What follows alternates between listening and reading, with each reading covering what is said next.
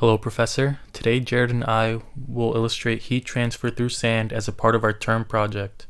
Our task given was to prove the first law of thermodynamics, so we decided to do a simple experiment that could be easily replicated at home. What we're going to need is a jar, some sand, a thermometer. Right here we have both a probe and infrared thermometer for increased accuracy. And you're also going to need some physical strength to shake the jar of sand.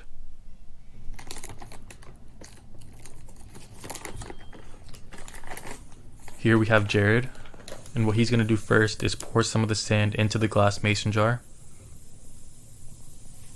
You should also make sure that both the sand and mason jar are at room temperature to increase accuracy of the experiment.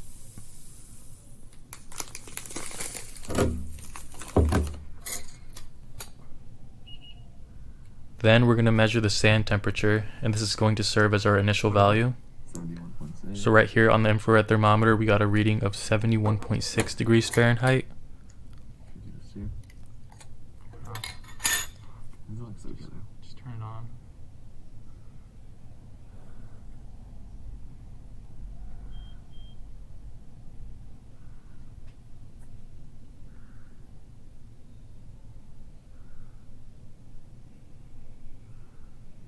Can you stay at 72.5? Okay.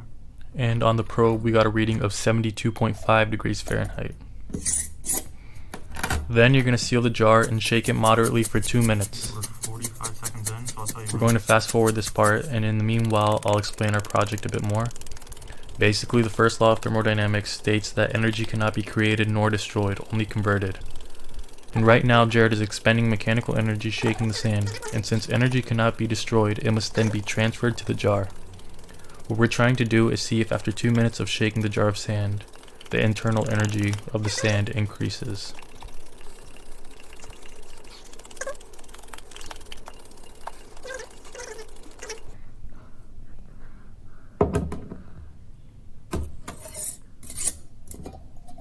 Now that we're finished, we're going to open up the jar and re-measure the temperature, and this will serve as our final values.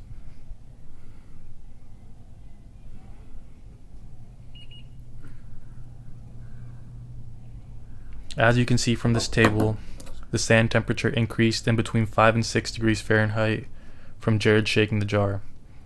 With these results, we can see that the internal energy of the sand did actually increase from the introduction of mechanical energy. And with this, we can see that the first law of thermodynamics is in fact fundamentally true.